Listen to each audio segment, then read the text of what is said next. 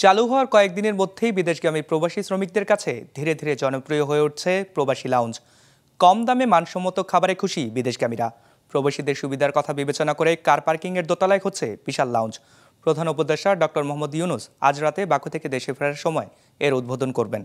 Million offer Walton fridge কিনে পেতে পারেন 20 লক্ষ টাকা, রয়েছে কোটি কোটি টাকার নিশ্চিত উপহার।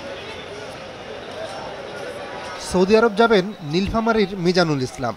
বাবা, মা, খালাসহ পরিবারের বেশ কয়েকজন সদস্য ঢাকায় হযরত শাহজালাল আন্তর্জাতিক বিমানবন্দরে এসেছেন বিদায় জানাতে। বসার জায়গা পাননি, দাঁড়িয়ে দাঁড়িয়ে গল্প করছেন সবাই। ফ্লাইট রাত 9:45, তারা এসে পৌঁছেছেন বেলা 3টায়। কেন মিজানুর ভেতরে যাচ্ছেন না? বাবা মা, ভাই বোন, আত্মীয় স্বজনগুলো আছে, দেখা করছি, সবাই তো আর ভিতরে হয়তো যাওয়া সম্ভব না, যার ফলে বাইরে আছে। সড়কের দুর্ভোগের কথা মাথায় রেখে অনেকেই আগে ভাগে চলে এসেছেন, কিন্তু চেষ্টা করেও ভেতরে ঢুকতে পারেননি, তাই বাইরে ঘোরাঘুরি করতে হচ্ছে। ঢুকা যে লিত তাহলে তো হয়তো, কিন্তু ঢুকাতে লিতেছে না। বলে কি 3 ঘন্টা আগে ঢুকতে বলেছে, এখন 9টায় ফেলে এখন 6টার সময় ঢুকা নেব। প্রবাসী শ্রমিকদের সুবিধার জন্য বর্তমান সরকার এয়ারপোর্টের ভেতরে তৈরি করেছে প্রবাসী লাউঞ্জ। সেখানে গিয়ে দেখা যায় বসার জন্য রয়েছে আরামদায়ক চেয়ার, মোবাইল ফোন চার্জিং পয়েন্টের ব্যবস্থাও রয়েছে। পাশাপাশি বিভিন্ন ধরনের ফাস্টফুড অন্য যে কোনো দোকানের তুলনায় খুবই কম মূল্যে বিক্রি হচ্ছে।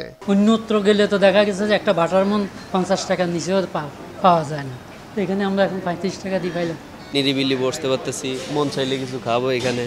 অতীতে দেখা গেছে দীর্ঘ সময় অপেক্ষা করে ক্ষুধা মেটাতে অনেকেই বিমানবন্দরের বাইরের খাবার খান। সেসব খাবার খেয়ে অসুস্থ হয়ে পড়েন বিদেশগামীরা। বিমান বাহিনীর সহায়তায় পরিচালিত লাউঞ্জে কম দামে সুস্বাদু ও নিরাপদ খাবারে সেই ভয় দূর হলো। এই কফি প্রত্যেকটি খাবারের নাম অন্যান্য ক্যাফের তুলনায় কমের জন্য এরা আরো উৎসাহ নিয়ে আসতেছে।